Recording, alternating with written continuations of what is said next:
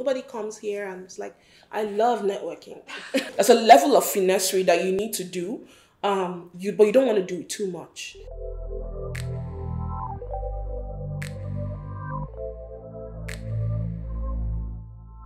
Hi, I'm Daria, and this is Conversation, a YouTube channel on which I chat with Canadian newcomers. Today's episode is about a very essential skill which lots of immigrants overlook: networking. Networking can be tough, but my guest today is going to provide you with some great tips on how to do it. Hi, Omoye. It's such a great pleasure to have you here. Hi, Daria. Nice to meet you again. Omoye holds an MBA from Ivy Business School and is currently working as a sales and capacity planner at Sobis e-commerce. The first thing I would like to discuss with you is the difference in communication culture here in Canada and in Nigeria. How hard was it for you to get used to the communication culture here? It was hard, definitely. And I think that a a traditionally raised African or Nigerian, like myself, will also find that difficult. Calling people by their first names, just feeling easy to walk into anybody's office or anybody's, personal space. Um, but one of the things I also, started to recognize was that it's also a disrespect to somebody to not call them by what they prefer, or um, to not relate with them the way that they are comfortable with. And so that kind of took away from my fear of disrespecting people, because, that is their form of respect that they want. And I don't want to like push my culture on them. I'm happy to ask questions. I'm happy to listen to people. um, you know, Ask them how their day is going. I use that as an opportunity to learn and to bond with the person and see what they like. But I don't necessarily feel that I must be involved in it. Like, I do not, I've gone skating once, did not enjoy it, probably will not do it again. But I'm happy to listen to people who skate. So I think showing genuine interest to people is really the key. If you cannot relate with something, it's fine.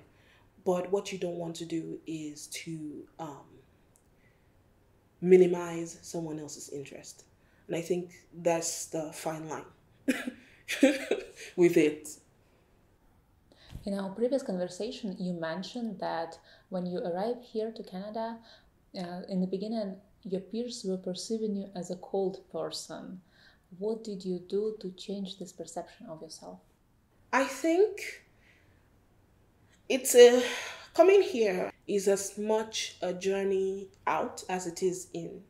There's a cultural philosophy where I grew up, and it's basically on, being at peace with, you know, everybody and yourself. And it's a journey that I had to reconcile. For me, it was more about, accepting, again, like I said, certain things that are just not for me. Letting go of my need to relate with people on my terms and spending the time to understand them on their terms. And it's okay not to be able to dance, which is something I can't imagine, but some people cannot. And, it's okay. But it just means that if there's a dance party, I'm not calling you, but that's fine. Um, and then it's okay however the person takes the journey. So a little bit of flexibility in relating to people is important. You have to be flexible. Find out what they want to talk about. What do they want to talk about? If they want to talk about their dog, that is fine. I do not have a dog, but it is fine. I have talked to someone about his dog before, and he has told me how his dog is old, and he's had it for many years, and he doesn't know if he wants another one. Which, yes, I sympathize with that, the idea of it, even though I personally will not have one, but that's okay. Um, so I think there's a common human thread that runs through all of us. And even if you cannot relate to a situation directly, you can relate to the emotions behind that situation. Personal branding is seen as a positive way to differentiate yourself in a workplace here in Canada. However, it is a challenging task for immigrants who are coming from cultures where composure, modesty, self-control are culturally valued more than ability to toot your own horn. So how was it for you to learn to be self-assertive and start promoting yourself? I think the mistake people make is when they don't properly do their analysis of themselves and their knowledge and their weaknesses and their gaps, then you end up fighting for a spot or a position that you're not ready for. And not ready, it's not always about knowledge, but it's also about you being able to carry that position, either by your demeanor, by the way you present yourself, by your ability to gather the information that you need. There's this book that Michelle Obama, and she wrote something about the fact that many people don't really know what they're doing. And you'll be so surprised that many people are not necessarily the bastions of knowledge that they paint themselves out to be. This is not a dig at them, like it's not an insult, but it's just something that, when you're from certain cultures, if you really don't know or you're new, you're encouraged to, be observant, watch everything, don't go out too much. But they're not socialized that way. But you find that this is not a matter of knowledge. And I think once you take out that idea that it's about what you know, you'll be free of the imposter syndrome. I put it in quotes, imposter syndrome that you might feel. If you take out that philosophy of, oh, maybe it's not, maybe I don't know enough, maybe these guys know more than me. If you eliminate knowledge to a certain extent, you will find yourself less afraid to speak about what it is that you do know. Because I think what is more important here is not the knowledge, but it's the character and integrity, your ability to say, I don't know this, I will find out and let you know, or I haven't gotten this far yet, instead of trying to finesse and lie about it, which is what some people then go to. That's the extreme angle of it. There's a level of finessery. There's a level of finessery that you need to do, but you don't want to do it too much, to the point where you're just going to fall flat on your face. But we have this fake it till you make it culture, and that's what a lot of people are buying into. But you can technically fake it till you make it, but you need to do it with some certain level of wisdom. How do you promote your skills, and through which channels do you build your personal brand? Self-promotion is about, you going to the right, places, and you being able to present yourself in a manner that is direct, that is clear, and that is honest. You do not necessarily need to do self-promotion in the way that people do it. And I think everybody works differently. So for instance, someone like me, I do not work well with group networking, group dynamics. I socialize well in groups, but when it comes to, networking and trying to establish, working relationships, professional relationships, I don't benefit from groups in the same way that people do, generally speaking. I don't benefit fully from groups. And it took me a long while, almost a year plus, to admit to myself that, look, going to group networking is not working for me. But once I admitted that and changed the strategy, it it was, like night and day, because I was dealing with people on my terms. So if you understand how it is that you can create an environment, you can carve out an environment to promote yourself, then it's gonna change the way that you feel, even within that environment, because you know you're on your turf. So, your level of confidence just builds a cycle for me and for you. So once I started reaching out to people individually in smaller groups, reaching out to certain kinds of people, then it really, boosted the confidence and gave me more confidence to reach out to certain kinds of people. So you need to understand how you work. Maybe you need to go to a group, find one or two people, and then build the relationship outside of the group without necessarily relating to them within the dynamics of that group. Maybe you need to find, a project or a team that you can work with more closely and you can promote better within that project or that team.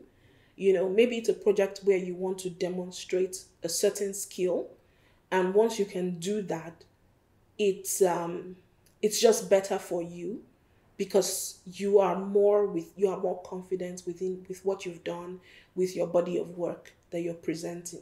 Maybe that's what it is that you need to do. But I would say everybody doesn't necessarily need to do it that way. Do you remember your first networking experience?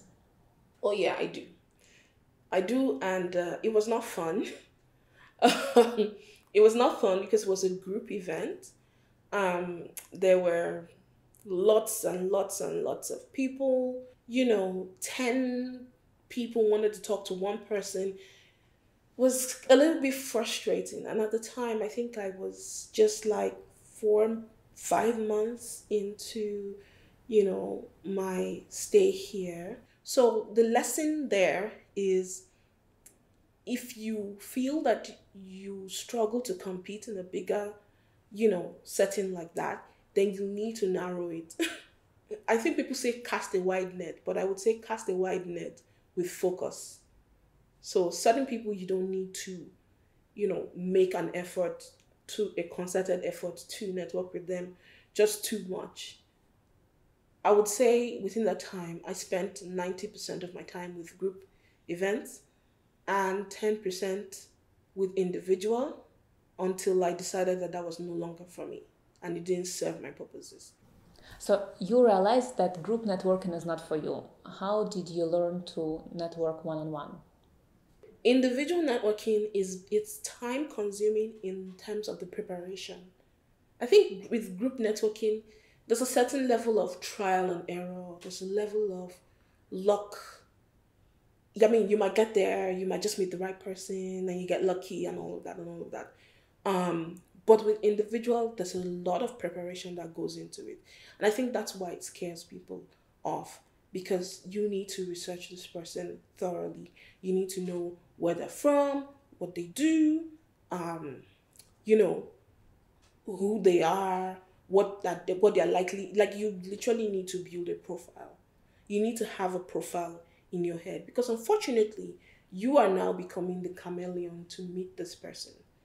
I mean, so when I say chameleon, don't think of it a bad way like being a sociopath or a psychopath or something like that. Not that way, but you are meeting this person within their terrain. You're relating to them within their field. And so you have to understand what aspect of yourself you need to highlight. So if I was meeting somebody that was into supply chain, for instance, what would I want to talk about with them? What would I want to ask them? What would I want to highlight? What would I say that I was looking into in terms of the job roles? So these are important things. How would I ask them to guide me in my career? What kind of companies would we be talking about? Now, how do you get this person's attention? Because for group, I think it's pretty clear. You just have to be this, person that talks fast and, your energy is just like all over the place. But I think when it's an individual person, people can see past that very easily.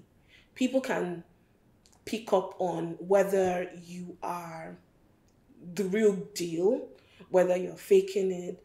A lot of people are smart. They didn't get to that point in their career by being dumb and by not being able to read people. So these people read people too. And so, what is the authentic part of yourself that you think is going to resonate with this other person? What's the authentic part of your goal that will resonate with this person? And once you can do that prep and you can do that on yourself and the person, because it's a two-way study. You study yourself, you answer all these questions, you study the person, you answer all these questions, and you can match. Then it's easier to connect. And it's way more effective because at that point in time, the connection is real. It's based on something tangible that the person can say about you at the end of whatever discussion. You want the person to go away with something memorable, something tangible about you. That once they hear there's a position or there's something or there's an opportunity, if you've done your work and you've done it well, then you should come to mind. And that's I think that's the important thing to know about it. And what is your preparation strategy for a one-on-one networking session? I used a lot of LinkedIn. I also used a little bit of my school alumni database, but mostly LinkedIn. Because I think LinkedIn is easier to do like a reverse search. So I think starting from the questions, like what are you looking for? What do you want to be there? What team do you want to be on? How do you think, your being on that team will make it better? So once you can answer those questions, then the next question is more along the lines of, okay, so what titles do you want? And once you can identify your dream team list of companies, titles, and all of that, you can then begin to do some sort of reverse search to search for people. And often it's better to search for somebody who is on that title or one step up. You don't want to go to somebody who's like a senior vice president. Let's assume you want to go for a manager and then you are looking for the CEO of the company. Most likely you won't get anywhere. But if you're talking to, somebody in that position, a fellow manager, maybe somebody who is in an allied position or an allied team. So an example would be if you were looking to be in, marketing, consumer insights, you might be looking into like a marketing project kind of team. That might be of value to you because usually they would work with those people in the consumer insights team. So things like that. Then you could also reach out to somebody who's one step up because usually those are the people that have like a really strong hiring decision. So you want to reach out to people who make those decisions, who own those teams and who captain and champion those teams. And the reason is that they are more likely to identify within you if you have the qualities that they need. Even if they don't have a spot, they're more likely to know other people who are occupying the same position, maybe not in their company, but maybe in another company or something of that nature. And then they can say, okay, you know what, probably not my team, but there's this person that I know of. So that is one of the smartest ways to, quickly get that done. But you have to be sure that even when you're reaching out to them, you are doing it in a way that is targeted, that is, direct, and you're not wasting their time. So you are reaching out to them with, when you write to them, you have to write to them on the level of things that they're interested in. So like going back to the marketing example, you're not going to reach out to somebody in marketing and start saying, well, I'm into supply chain and I'm into, I'm into logistics. Know what aspects of their background kind of tally with yours, and then you can now, reach out to them and do all of that. I'm not saying other ways don't work, but this is what I've personally found has been of value to me. in building, some sort of like network and connection. Well, nobody is comfortable. Nobody comes here and it's like, I love networking. I'm nobody does. No, nobody enjoys it. I mean, some people get jobs without networking, but I have gotten my jobs with networking. When you are inviting someone for a one-on-one networking session, how do you set up a message? Do you write like a 5 paragraph long message trying to summarize all of your experience?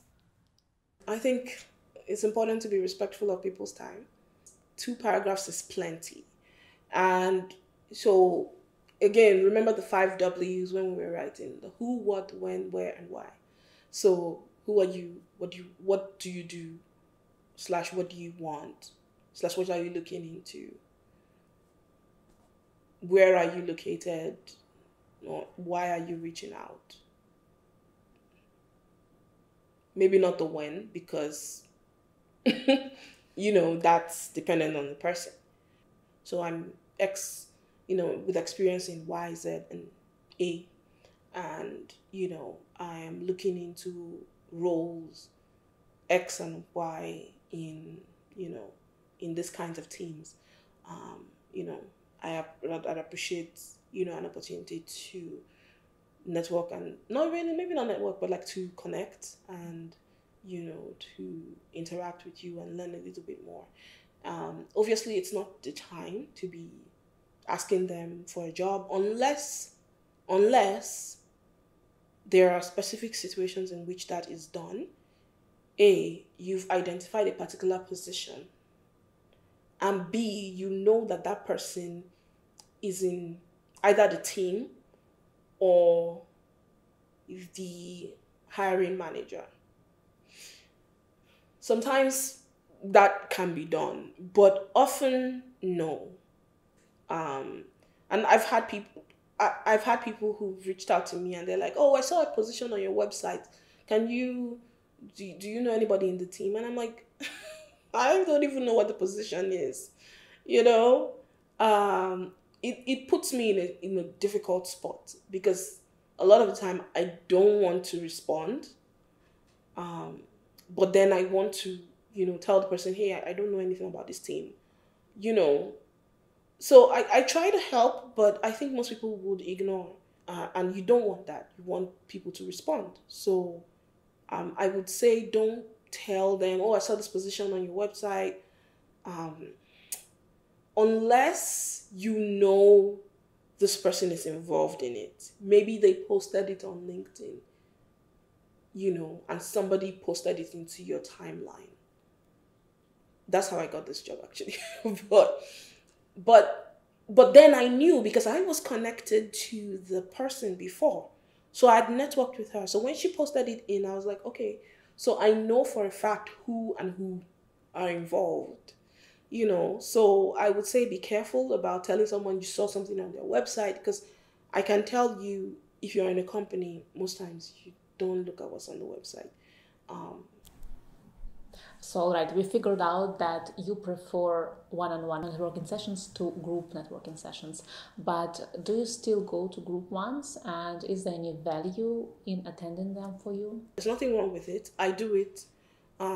Even when like everywhere was still open, I still joined group events. So it's not something that I'll completely eliminate, but I go with different expectations. I have a different agenda for going. For me, the agenda is not about, oh, I must meet, somebody that's going to give me that $100,000 job. No, the goal is for me to hear from other people, also observe what's going on, what the interests of people are. So sometimes I just hang around the outskirts, listen, and hear what their their current interests are. So for me, it's more an information gathering event, and it's more a way for me to enrich myself by getting the backstory on different companies, and I think it's more valuable to me that way, because There's a limit to sitting in your house and, writing the same thing. You are just within your own sphere. So you do need to find a way to get that information in flow. But and then that's where the group events come in handy. That's where the bigger events come in handy. So you're at a networking event here in Toronto and you strike conversation with someone, but soon realize that you're not really interested in this person's background and they're not interested in yours. So what is an elegant way to finish this conversation? You can talk with them. One of the ways is, if you know somebody else who's interested in the same thing with the person, you can introduce them and dip. That's one way. The second way is to finish your conversation, maybe 1 or 2 more minutes, and tell them, it's been so nice talking to you. Thank you for, spending some time with me. Allow me to go get a drink, or if you already have a drink in your hand, I was hoping to find, you can even throw up a name, any name. I was hoping to find John something here. They spend time talking to you, even if there was no connection, but you can just say, thank you. I appreciate it. There's lots of ways to do it, and nobody feels bad as long as you're not doing it and giving off the impression that this person is of little value. I think that's where people are afraid of, they don't want to make people feel like they're of less value. So in that case, it's not really a problem. You can just use all these methods and just tell them. How has the pandemic changed networking, and are you attending any online networking sessions? So a lot of organizations have started doing social, like Zoom networking events. So that's been a good way for me to still keep abreast of things that are going on. So I've joined a few of them. Most of the time, they go into like group meetings, syndicate breakout rooms. And so you have a smaller group of people that you can better interact with. It's a good way to rapidly reach out to a bunch of people. I think the value is more to know who to reach out to, especially if it's an industry-focused event. So I think it ties more into the one-on-one strategy better than the in-person group event. I think so. Just go to one that is very industry-focused. I don't really know of any other methods, but for me, it's between that and, again, because I already was used to reaching out to people individually, it's better for me. So, so I'm still fine. How do you keep in touch with those who you met through networking? I think we have to be honest with ourselves that we are not necessarily looking for a friendship. It's not the same thing. It can grow into one, but it's not the same thing. And so it's fine if you don't reach out to them every 6 weeks.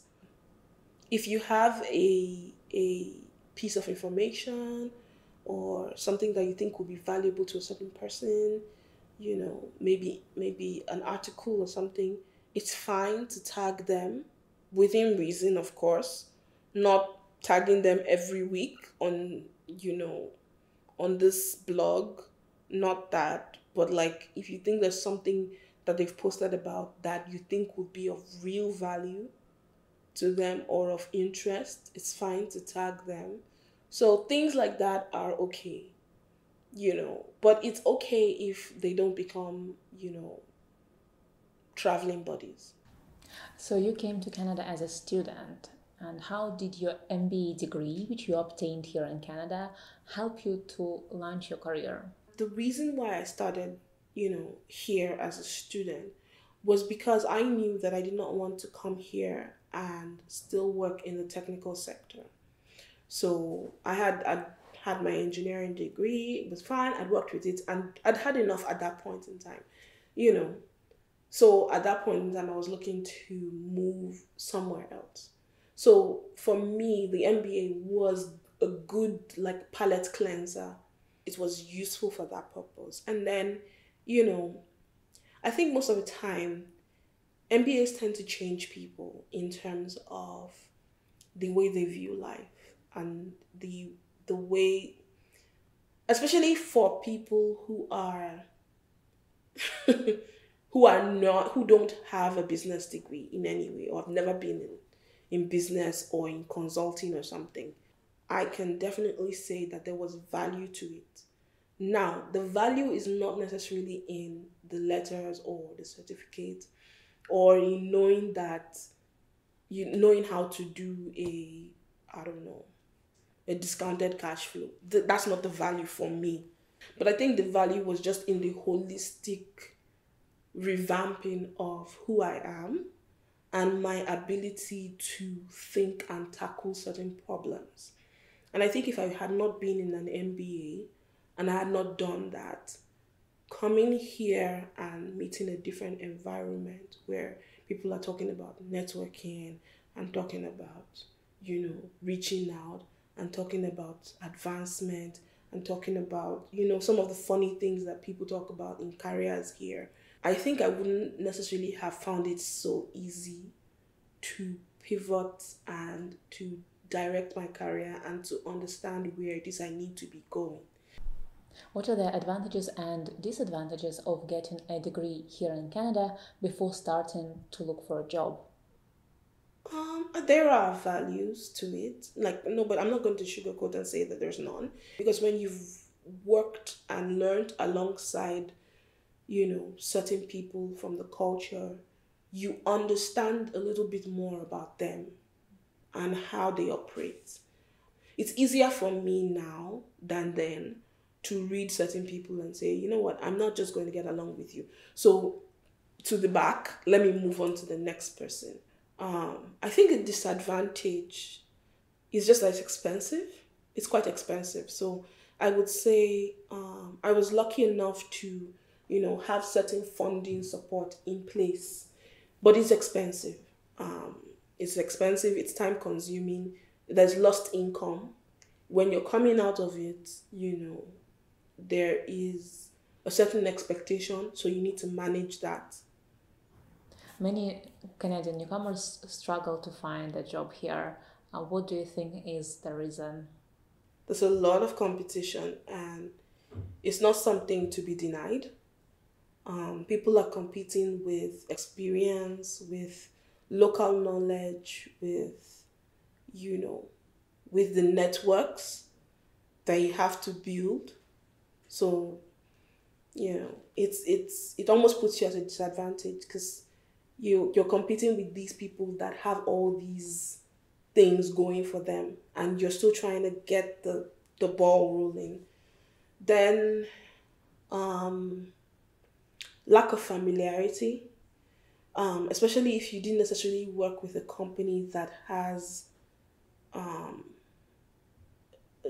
footprint in Canada.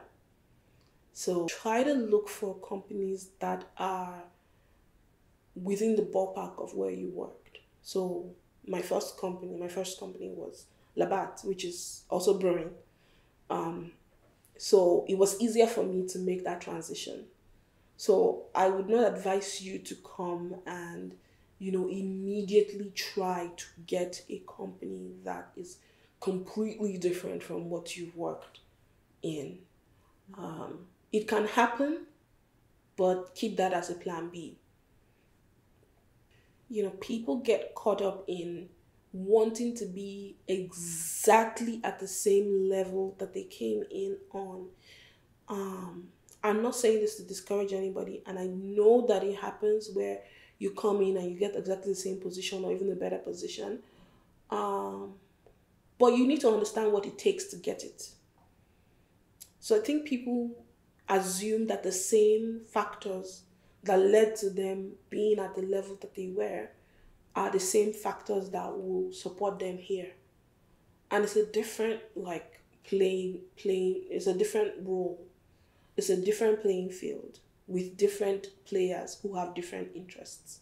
So if you need to, you need to study that.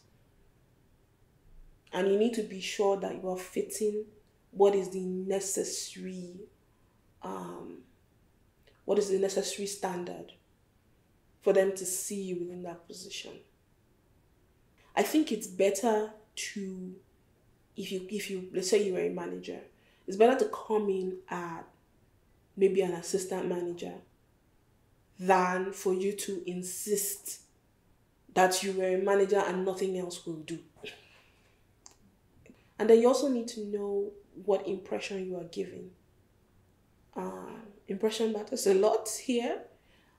Sometimes when people will just make a decision based on certain impressions without even like giving it a second thought.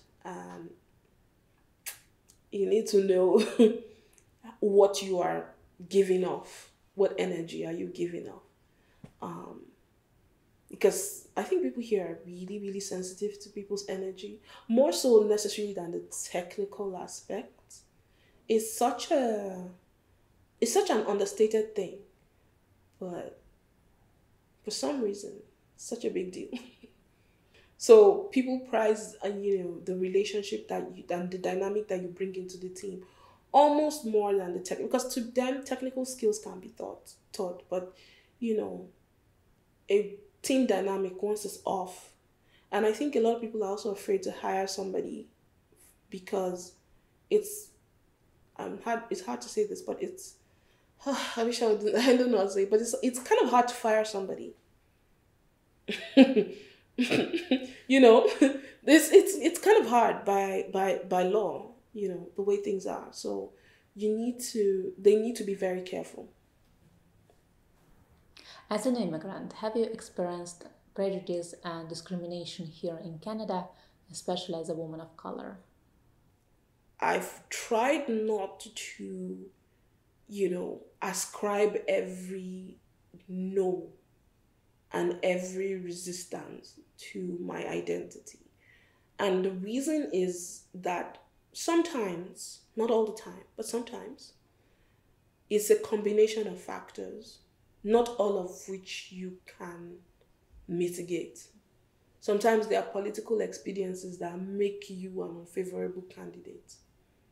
And that's just the honest truth. So it's you face it, but I think I've been lucky just because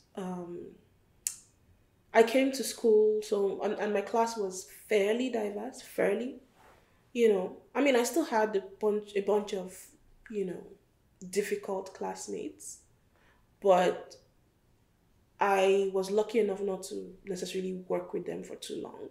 It was easy enough to find people that I liked working with and I was able to work with. So that was good.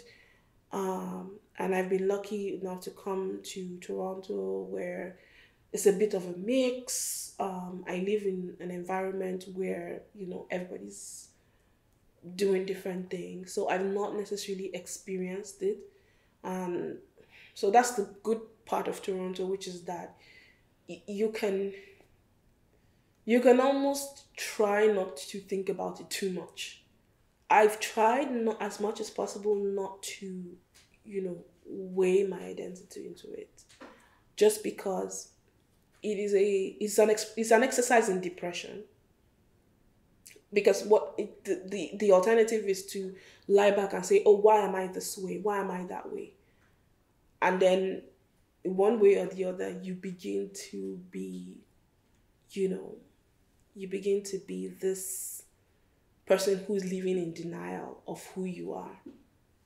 And you can't even call on your experience when you are supposed to contribute as part of a team, because you're denying the very experience that you've had. I've been fortunate. I know this is not the same experience for everyone.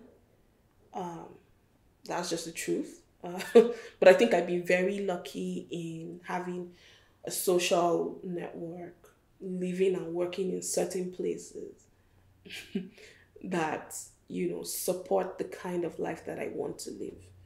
So I would say to anyone that just be careful where you live. You don't want to live in certain places. Sorry to say, even in Canada, even in Canada, there are certain places I do not want to live. I've tried to find my tribe. So just the thing about it is find your audience, find who you connect with, find who you can work well with, and don't overly tie every negative experience to your identity. Because what that happens is that it begins to become a synonym. That piece of your identity that you think is, you know, is the reason why this person is treating you badly. You begin to see it as a synonym for bad. And then the next alternative is now to begin to deny it. So you begin to become this person that wants to eliminate it. So if you're a woman, for instance, you begin to think, oh, I have to be manly. I have to wear pants every time. I don't need to wear makeup. I don't want to wear earrings because you are now ascribing that negative treatment and, you know, sort of conflating it with that identity instead of that person. So it's that person. It's not on you. It's on them. So that's it. Mental health and wellness are important but often overlooked by immigrants who have so many other priorities, which unfortunately often leads to lower self-esteem and even depression in some cases. What are your self-care routines? I think when you're job hunting, it's so easy to fall into a spiral because you're thinking, well, I should not, I should spend this time like researching jobs. I should spend this time applying. I should be networking. But it's important to find something that does not necessarily have to do with the job search that you do that you enjoy. Um, so for me, I used to go on like really long walks, and then I used to go to the gym like once a week just to do stretches and all of that. So that was a good way to get out of my mind because it's we're human beings who have multiple parts of our existence. So you have a body, you have a mind, you have your soul, and you need to feed all these aspects in order to grow to be a well balanced person. So if you're always in your mind, always thinking, always, worrying and thinking about getting a job and all of that, that's your mind aspect, but you can then like get thrown out of your body because you're not moving, you're not, exercising, you're not doing anything that takes you out of that. So it's always good to have, an activity that takes you out of the mind aspect and, you know, puts you in a body. When you are, physically active, you you improve your cognitive abilities, you improve your cognitive awareness. And also the same thing with the soul, like you have to develop a practice that keeps you centered. So whatever that may be, whatever spiritual practice you do, you have to have that. We need to be rounded as people, and I think doing that is, super, super important because it helps you to maintain your energy during a time when you need it the most. Because the irony is, you're going through a period that is difficult to maintain your energy, but you need that energy the most when you're going through that period. So that's the irony, but that's the test, really. Are there any Canadians among your friends? And if not, why do you think this is the case? Most of my friends are either they're either Indian or South American or Nigerian, and most of the Canadians I meet are from work. I think it's harder for adults to make friends, and that's just the honest truth. People want to pretend, but it's harder for adults to make friends, and I think it's also harder for me personally as a person individually, just because of my temperament. It's not a I'm friendly, but I'm not easily a friend. So so I'm fine with not necessarily having them in my deep internal network. Like if I eventually end up having, a Canadian in my friend network, because my friend network is pretty small. So it's just normal that it's going to be that way. I think it's not unusual. I'm not surprised. I'm not surprised because even back home in Nigeria, my friend network was very small. People shouldn't feel bad if you don't necessarily have close Canadian friends because most times when you come as an adult, you you already have certain life experiences. You can't go back and have them. So, and some of the closest friendships that people form are usually formed pretty early in life, if we're being honest. Like, they're usually formed maybe high school, max, maybe university. But most times when you come as an adult immigrant, you're past those phases. So it's hard. It's going to be hard for different reasons. And that's it for today. Omoye, thank you so much for sharing your experience. Thank you. So great talking to you.